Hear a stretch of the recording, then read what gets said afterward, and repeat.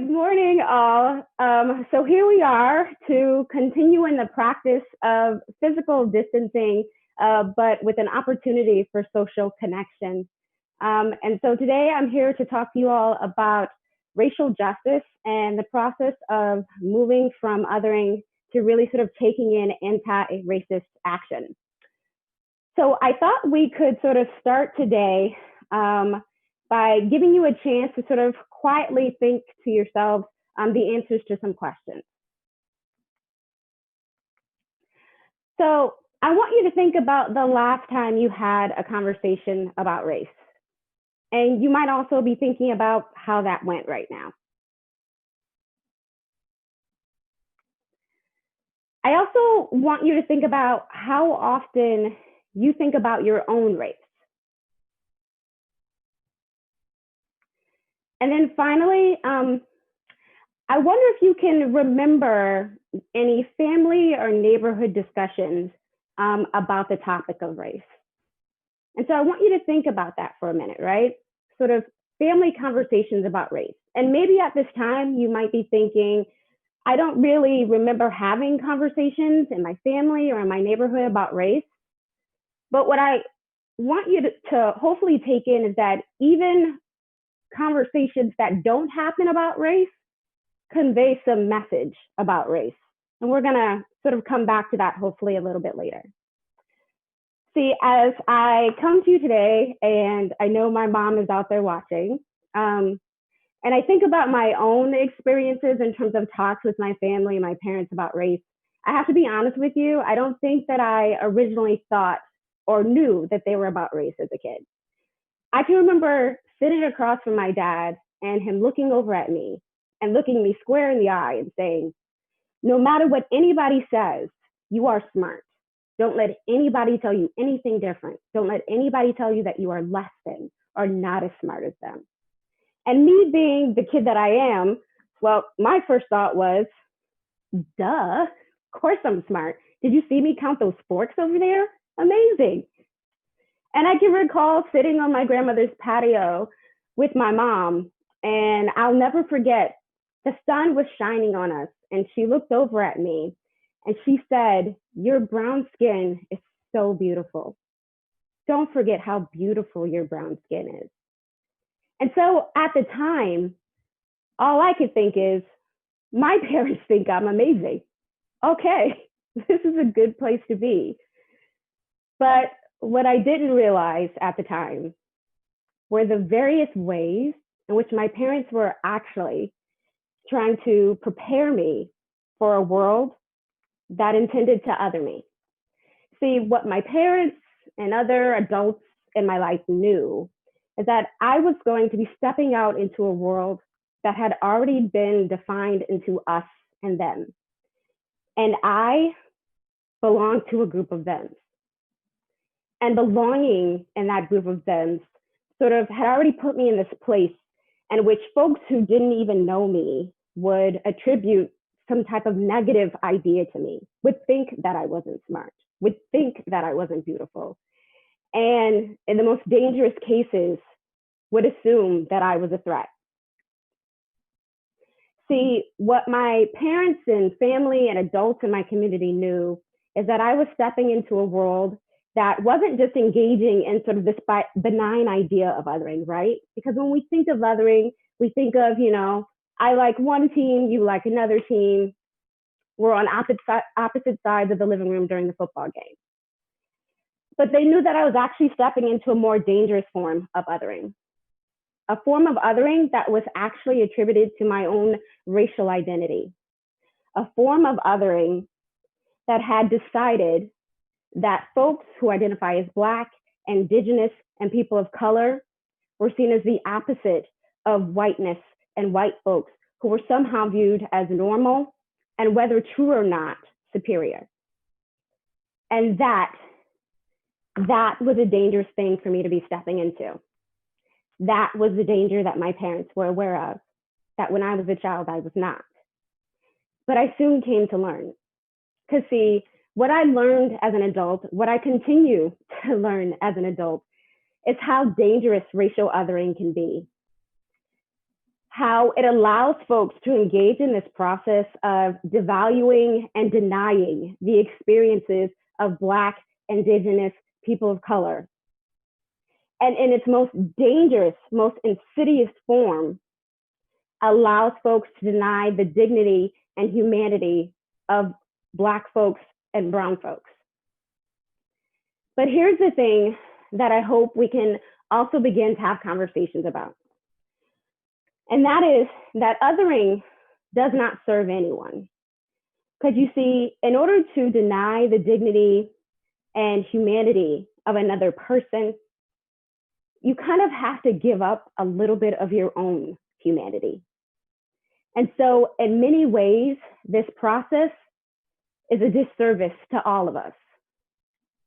And yet, as I prepared for this presentation and reflected on Toni Morrison's Origins of Othering, I sort of came back to this line that sort of sticks out to me. And if you read the book, this might be a line that you easily pass over. But for me, I kind of kept coming back to it. When she asked the question, what is the nature of othering's comfort, of its allure, of its power? And it's that last word that sort of really sticks out for me. This idea of power, right? Because two people who dislike each other are just two people who dislike each other. But when you have this sense of othering someone, identifying that they don't belong, and that is reinforced by a system of power that backs up these ideas that you have about this other, that is the crux of racism. And that is what racism is. It is not just a dislike of another person. It is a dislike that gets reinforced by systems of power like the criminal justice system. And it allows folks to weaponize their voices by simply uttering the words threat, that this other is threatening. And it completely changes the dynamics. You see, when folks like Amy Cooper pick up their phone to make that call, and they make sure that they indicate that this other, this Black person, this brown person is a threat, they are in fact weaponizing their voices. And they are in fact reinforcing their racial othering and feeling supported and validated in their racial othering by these systems of power. And so when I teach courses on multicultural psych and we get to these conversations about race and racism, I often have students say things like, well, you know, if we could just be nicer to each other, if we could just be kinder to each other, maybe then we can start to understand and work through things. And that's not a bad idea. Being kind and nice to each other, that's great. But that is not going to get to the true core and center of the racism that has infiltrated every system in this country. Because you see, racism is systemic. And anyone who is not willing to engage in a conversation about the systemic nature of racism is trying to cut out very important parts that contribute to the continuation of racial injustice. You see, when we have institutions that have policies and practices and laws that support racial othering and support racist beliefs, when we have structures that continue to create barriers, racial barriers for Black and brown folks, in many ways limiting their access to the very important aspects of American life, like wealth and employment and housing, education, healthcare. We have gone well past just being nice to one another. And the thing is, all of these things flow together.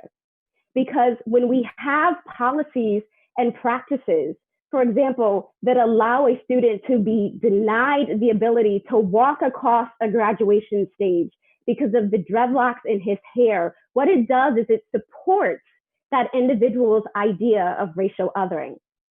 And it leads to this internalization of it for everyone. Internalized ideas that I am validated in my racial othering, and internalized ideas that I am othered. And this is where our conversation needs to happen. And this is where the conversation and the move towards racial justice needs to start.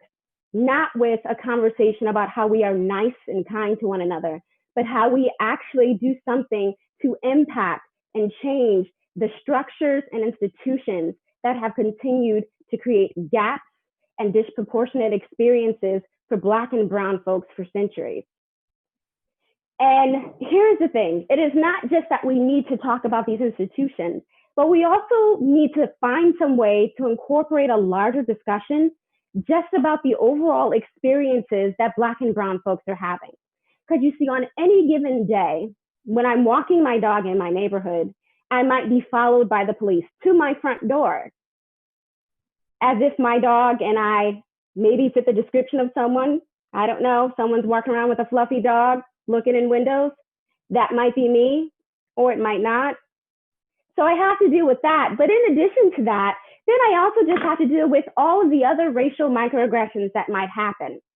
See, when we weren't in a pandemic and I was going to work, I would also then have to deal with hearing the jokes that people make, right? The jokes that folks make about Black and brown folks, the jokes that my students hear people make about Black and brown folks, the questions of whether Black and brown folks are actually intelligent, the questions of whether we actually, have communities and have families and have fathers, all of these things that just get thrown on top of me having to just deal with the police and having to deal with the security guard who follows me in the store, and me having to deal with the ongoing barrage of news about families who are pulled over when someone has the wrong tag number. And I have to now reflect on this image this week of a little girl in a pink queen crown with her face on the ground in a parking lot. These are all the things that sort of build up for Black and brown folks. And if you don't listen to that, if you don't know about that, you can't account for how frustrating and powerless it can really feel. But then here is the reality, because not only do we have to deal with all of these just various instances of individual, interpersonal, institutional, and structural racism, we still have to get up and go to work and take care of our families and survive a pandemic. And so we have to try to find ways to reallocate cognitive and emotional and psychological resources to be able to do that. And that can be exhausting and can lead to racial battle fatigue. Just this constant reallocation of resources to trying to cope with all of these various things that we're being hit with that are race related, in addition to just thinking about getting up and getting your kids ready for school, or getting up and thinking about what you need to accomplish for the day. And that can lead to so much anger and resentment, sickness, and just this desire to socially withdraw. You see, when this pandemic hit, while it was devastating for a lot of folks to be in the house, I can remember right as it was hitting, having conversations with friends and other colleagues of color about how now they at least didn't have to go into the office and interact with folks who questioned them and interact with folks who made jokes. At least now they just had to do it on a Zoom meeting that they could log out of, or a Zoom meeting that they could check out on. And so when you have that experience, right, of just constant race-related stress leading to racial battle fatigue, you shouldn't be surprised then when Black and brown folks are sitting back and asking themselves, where is the justice? Where is the justice that is promised to citizens of this country, but somehow seems to be missed for Black and brown folks here? And this is just sort of compounded by the reality of the names of Black and brown folks who are murdered yearly as a result of police brutality and police violence. Names that just continually get added to the list, and the marches that happen and the protests that happen. Again, where is the justice for all that we were promised? And this is only magnified for Black women, other women of color, and Black trans folks. The idea that as these conversations around police brutality often don't include us, or don't include conversations about interactions that Black women and Black trans folks are also having with police. And so when we call out the name of Breonna Taylor, we also need to be calling out the name of Tony McDade, Atiana Jefferson, Rekia Boyd, Ayanna Jones. And if those last few names are unfamiliar to you, I encourage you to take a minute to reflect on what I just said. All of this together contributes to various instances of just racial trauma. See, it is not just that Black folks are the victims of racial discrimination and racial oppression. Even when it does not personally happen to us, we are continually subjected to it. See, social media is great, but in so many ways, social media can be so dangerous, because even on the days when I am just trying to shut it out and not have to see Black and brown bodies lying on the ground, the videos and the images that are shared and reshared just keep happening. And there I am, re-traumatized again, just trying to find a way to cope and reallocating resources to doing that.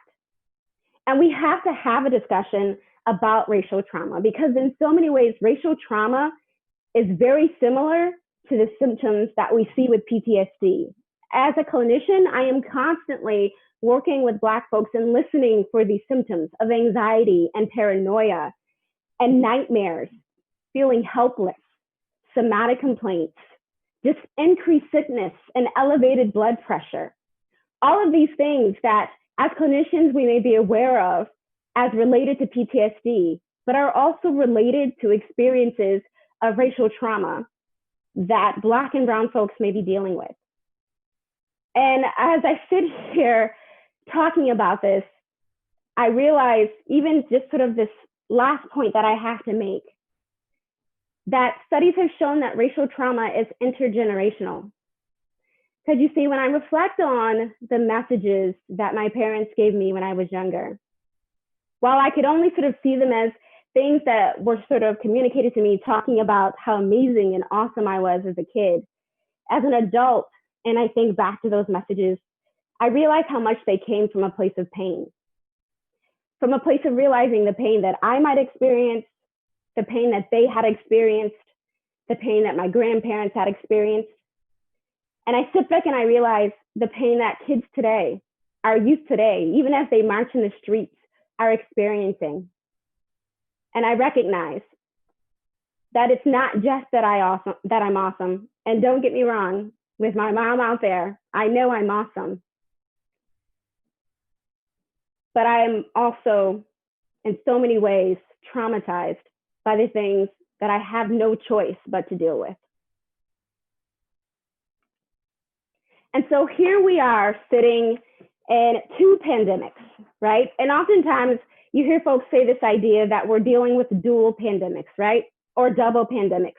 And when I hear folks talking about these conversations, even as I'm taking my dog for a walk in the park, I hear them sort of describe it as, the one pandemic being COVID and the other pandemic being, all of the racial tension that is existing. But I want to clarify something. One pandemic is COVID, but the other pandemic is not the racial tension. The other pandemic is racism that has been a virus in our country for years, a virus that has infected so many, and a virus that has in many ways limited the freedom, liberty, rights, and justice that Black and brown folks deserve.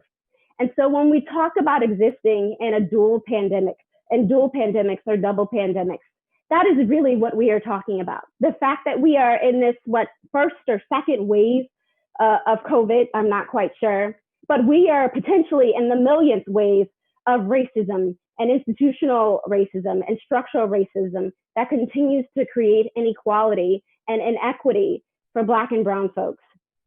And these two waves are clashing. They are clashing in the worst way, as Black communities are more severely impacted, and not severely impacted because they are Black communities, but as a result of the systemic racism that has resulted in impoverished Black neighborhoods, the systemic racism that has contributed to poor treatment in healthcare, the race-related stress that leads to increased and elevated blood pressure, increased sickness, decrease in our ability to fight off sickness.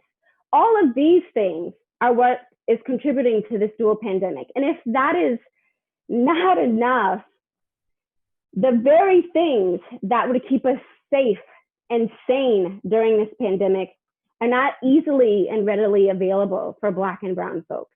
Because see, even as Black folks walk through the stores and walk through their neighborhoods with masks, they have to question if they are safe. Because a Black person walking through a college campus, through a neighborhood, through a store with a mask on, apparently is still considered a threat. I say this even as I reflect on a time when my husband and I were driving in a car to a friend's outside backyard. And we were talking about, like, when is it safe to put your mask on and take your mask off? And he put his mask on as we were driving through this suburban neighborhood. And we were laughing about it until we got to a stop sign. And as we got to the stop sign, I noticed two women who were out, and they looked in the car and they were sort of just staring. And instantly I sort of panicked and I told him, take it off, take it off. And he said, what's wrong? And I said, no, we are in the suburbs. We're driving in a car. It's just the two of us. Take your mask off. And so the fact that we even had to think about that suddenly that sent me into this sense of panic. That is not something that everyone has to consider. And so there's this reality that even as we are all trying to cope with COVID and find ways to connect socially and find ways to get out and hike and take walks, that this is not something that can easily always come for Black and brown folks, as we still have to contemplate, will I be perceived as a threat as I'm trying to just cope with this like everyone else? And what this says is, we are not all in the same boat. We may be all in the same storm, but we are definitely not all in the same boat when it comes to this pandemic. And so as we struggle with these dual pandemics, and as things started to unfold in March and April with the murders of George Floyd and Breonna Taylor, this resistance started to pick up again. And I often hear the news talking about, the murder of George Floyd as sort of being this sort of thing that set it off. But honestly, you can only believe that if you ignore the racial uprising in Ferguson and the racial uprising very close in Baltimore City, where I currently live, that set the stage for the current racial uprising and resistance that we see now against anti-Black racism. And the truth is, while some are surprised, I am not. Because what can you expect when you have folks who are grieving, when you have Black communities who are grieving the loss of life that isn't deserved? And even as we attempt to grieve the loss of this life, we're not even afforded that opportunity, because it is not long before we were able to grieve the loss of George Floyd and grieve the loss of Breonna Taylor, that suddenly the victim blaming came in. And there are questions about what they did and who they were affiliated that would have contributed to what happened to them. But here's the thing, folks. I could be wrong, but last time I checked, regardless of what you did in this country, it is a right to be tried by a jury of your peers. But these folks were executed in the street and in their beds, and folks have been executed in their backyards and on their grandmother's couches. And so how can we expect anything but a sense of collective grief for the repeated and exposed injustice that just continues to happen for Black communities? How can we not expect anger and rage as folks are being told not just that you're not allowed to grieve because this was a bad person, but also here is the right way to grieve? Imagine experiencing loss and being told this is the right way to grieve. And so here we are in another racial uprising and another wave of resistance and another cry for Black lives and another fight against anti-Black racism. But this time it feels different. In so many ways, it feels different. Because as I listen to this generation march in the streets and declare that we are no longer going to be othered, to engage in this process of de-othering in which we are saying that being Black is not the problem, the racially oppressive system that continues racial injustice is, that is an amazing and beautiful thing. To see folks cry out for their own liberation, to be able to engage in this form of psychological and political well-being and resist the oppressive forces that have continued to contribute to the racial trauma that my generation has experienced and my parents' generation has experienced is amazing. Because for someone who studies African American resiliency and Black mental health, this for me is seen as a form of radical healing, of an opportunity for folks to engage in a process of becoming whole in spite of being subjected to constant racial-related stress and racial trauma. It is a moment of development of critical consciousness for a lot of folks, of being able to name what is happening to Black communities, to name what is happening to Black trans folks, Black women, Black folks across this country, and to be able to do so as our authentic selves, as my authentic self, which creates this sense of radical hope of being able to envision a world that truly does offer freedom and liberty and dignity and justice for Black and Brown communities. To be able to support one another and receive support so that we can cultivate the necessary coping skills to continue to resist and be strong. And that piece, that is very important. All of this here, this is what contributes to resiliency. Resiliency is not just taking what is given to you and just sitting with it. Resiliency is being able to name it, to talk about its impact, to ask for support, and to resist. And so as I witnessed these demonstrations and examples of Black joy and Black resilience, this is where we need to be. And that is an opportunity for me to exhale. But here's the thing. I don't see this as just a fight for Black and Brown communities. This is everyone's fight. Because when we tolerate injustice, we are complicit in it, and we are complicit in its danger and its harm. And so this is an opportunity to welcome and awaken new allies and to welcome back older allies who maybe are looking to sort of refresh themselves and re-examine how they've been allies. So we have a long journey to take, but we have to be willing to take this together because, again, as I often tell my students, combating racism and racial injustice is not just about being nice to each other. We have tried that. That does not work. In a society in which racism is allowed to infiltrate every aspect of American life and push folks to the margins of the most important aspects of American life, we must be anti-racist. And so I hope that some of the things that I have mentioned already have got you reignited or excited. And you were thinking about ways that you can also start to engage in anti-racist action and behavior. But before we do that, I encourage you to take a minute to think about where you are starting from, because this is really important.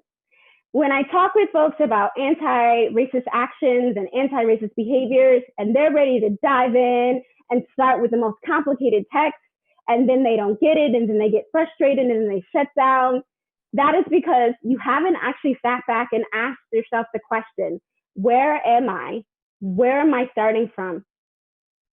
How have I just begun to examine my own racial identity? What happens in those conversations that I have about race? And do I actually engage in those conversations about race? Knowing where you are starting from is the perfect place to figure out where you need to go.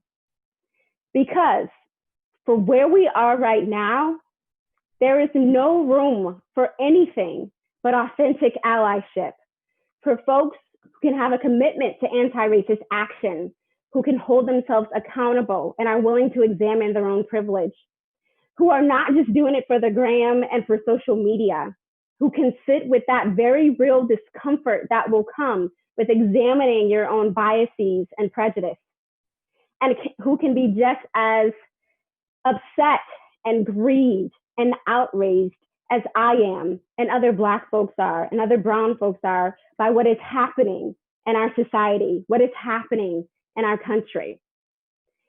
Because there is no space for the performative allyship that we have seen of the past. Sitting here thinking about when things happened in March and April, and you had all of these companies who were talking about Black Lives Matter, and they changed their ads and changed their slogans. And there were all these sort of campaigns to put up this black block, and then no, put up this black block that says Black Lives Matters. And as I look back at social media and the ads, and I realize that they are all gone now. They're gone now, but the fight is continuing. So we need to be able to move past these performative things, past these hollow statements, past the white fragility that may cause you in conversations of race to shut down and use tears to stop the conversation, or become angry and stonewall to stop the conversation, as opposed to being willing to engage and sit with that discomfort and really see what it feels like.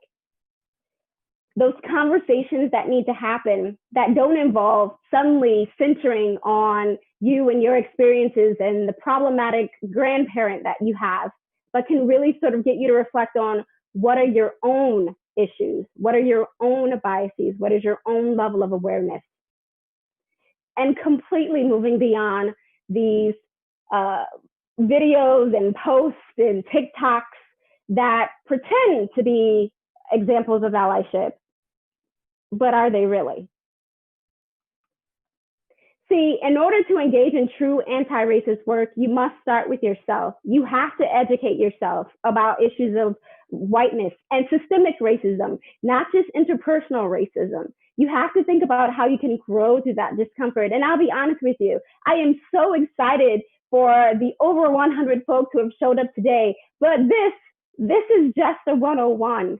There is still more work to be done. And so I encourage you, after you leave here today, to keep doing that work for yourself, to really take the time to listen. And I cannot say this strongly enough, but listen to actually just take in what Black and brown folks are saying, as opposed to listening to come up with your rebuttal or trying to find a way to explain why what I'm experiencing isn't real. Listen and validate our experiences. And really think about your own cultural humility, right? If we are talking about engaging in conversations where you have to put your pride and your ego aside, we really are talking about you engaging in conversations that allow you to exemplify some sense of humility. And cultural humility is something that has been talked about in the psychological literature and is making its way to other areas. But what it really sort of at the heart hones in on is the fact that working on issues of race and culture is a lifelong journey. It is not, you take a few classes, you sit in this workshop, and suddenly you're done, you got it, you can move on. No, it is a lifelong process of evaluating yourself and critiquing yourself and sitting in those moments of discomfort and asking yourself the question, did I just respond in a way that was biased? Did I just respond in a way that in fact was racist? It is about trying to find ways to fix these power imbalances that exist in your jobs and your neighborhoods that are very real and impact the lives of Black and brown folks. And it is about building partnerships with folks who have been in these communities doing this work for years. Trust me, if you are interested in being involved in racial justice, you will be able to find an organization, a community member who is doing this work this conference is being hosted by just some of those folks. And so it's about being able to partner with those folks and working towards racial justice. And when you are done educating yourself, then I encourage you to work on your community and within your community. This is the perfect time for you to work on that problematic family member and friend who manages to find a way to disrupt your holiday table every year. It is very possible to call out racist behavior while calling in someone to engage in a conversation about that behavior. And so I encourage you to do that. Talk with your children. I hear that there are kids here, and I am so excited about that. This is the perfect opportunity to leave this time today and talk with your kids about issues of race and racial othering and really answer their questions. Because as I mentioned before, not answering their questions about race provides them with some answer about race in terms of how taboo it is to talk about or how we should avoid it. And that sets the stage for them to then get to my classroom as college freshmen and sophomore and juniors and going, why didn't anyone tell us that all of this was happening? You want to address their racial othering. And this, again, is not something that has to be punitive. This creates an opportunity for you to have discussions about race and discussions about similarities and differences between folks in different racial backgrounds. It creates an opportunity for growth for them and growth for you. But when you avoid those conversations about race or you engage in colorblind responses, saying we're all the same, no one is different, you're not truly preparing them for the realities of the world, that we are different, that racial injustice exists, and that there are folks who are not having the same experience as you. And when you have educated yourself and your family and your friends, take it out to your neighborhood. Take it out to your neighborhood group. And I have been in some of those neighborhood groups on Facebook and on those apps. Trust me, these conversations are needed. Take it to your place of work, because the efforts towards racial justice cannot just sort of end with you. And the truth is, they can't really just end with your communities and your family either.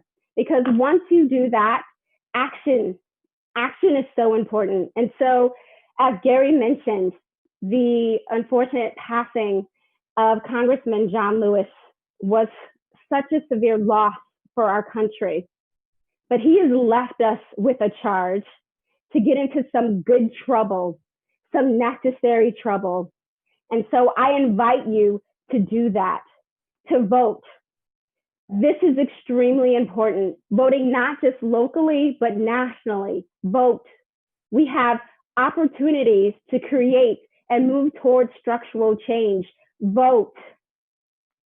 To donate to organizations supporting racial justice, because let's be honest, nothing shows that you are investing in something like you putting in your time and your money. And there are a lot of great organizations out there that are doing this work and could benefit from financial support, like the NAACP Legal Defense Fund and Showing Up for Racial Justice. There are all kinds of bail funds that exist for each state. Can you put your money where your mouth is? Working to decolonize your work. And when I say this, sometimes folks go, well, what does that mean? And I'm going to simplify it for you because I realize that I don't have a lot of time. Part of that is decentering whiteness and white values, recognizing that in your place of work, that there is an opportunity to incorporate theories and ideas and the expertise of folks of color, that we are more than willing to contribute to these conversations when you tell us that there is a seat at the table. When you recognize that some folks may have to step away from the table so that there can be more seats for people of color at this table. Because I am tired of trying to create a new table or tired of trying to find space at the table. It is time that we acknowledge that some folks may have to move so that more folks of color can have those seats at the table. And then finally, just engaging in activism and advocacy. This generation, my generation, the generation that is coming after me is doing so much. And as I mentioned, it is beautiful. It is wonderful. But there are levels to this, right? So we need folks who are going to write the letters and send the emails. And we need the folks who are going to march. And we need the folks who are going to organize. And we need the folks who are going to use their scholarship to inform folks about the racial injustice that continues to infiltrate our country. So maybe you find your level and you work with that, because I don't want you to get overwhelmed. Just as we are talking about activism and advocacy, I want to encourage you to eat lunch and laugh with your kids and take a hike and get rested, because honestly, we have a long path to racial justice. And so we need you rested, rejuvenated, and ready to go, because on this path to racial justice, I believe that there are so many opportunities for us to truly be a country that is engaging in racial healing. Thank you.